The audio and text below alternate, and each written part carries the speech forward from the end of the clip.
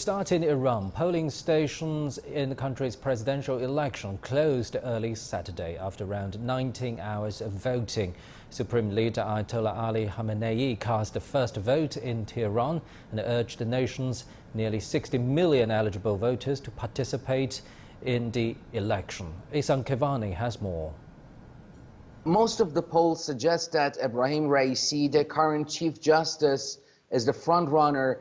Meanwhile, some unofficial reports say Abdel Nasser Hemmati, the former governor of the Central Bank of Iran, could win enough votes so that there would be need for runoff election. In today's election, the winner is the candidate who receives the majority of votes, which is 50% plus one. This time, many believe that Raisi, who is aligned with the main sources of power in Iran, could use all the capacities and improve economic situation in a calmer atmosphere. Raisi's main electoral slogan is to eradicate corruption, since a number of administration officials have been imprisoned for corruption charges during the past 2 decades, and Raisi is expected to address the issue. The election headquarters say the winner will be introduced before Saturday noon Tehran time.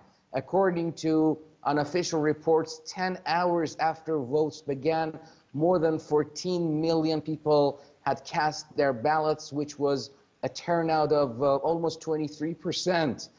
Previous polls showed that this year the turnout would be around 40%. I hope the new president can revive the economy so that more young people can find jobs and everyone can provide for their daily needs.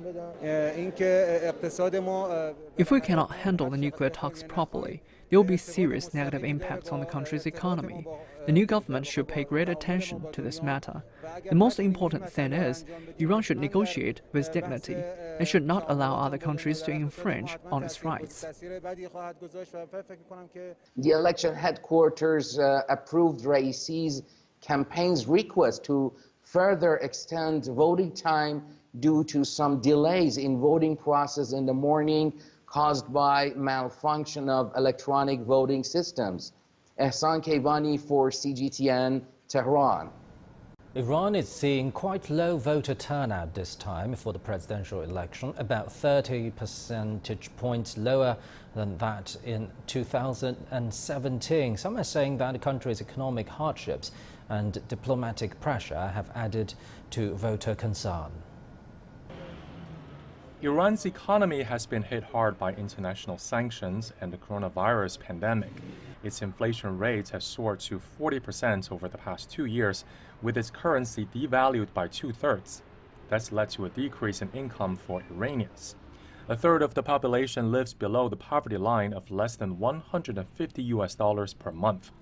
These economic hardships, combined with the COVID-19 health crisis, have dashed the hopes of many for a brighter future and led to the low voter turnout in this presidential election. Among the candidates vying for the position, official polling shows hardline judge Ebrahim Raisi is the front-runner. Raisi became the judiciary chief in 2019. The 60-year-old was sanctioned by the U.S. for alleged abuses related to the executions of political prisoners decades ago. Raisi's major competitor is Abdel Nasser Hemmati, the former head of Iran's central bank, who is representing moderates in the contest.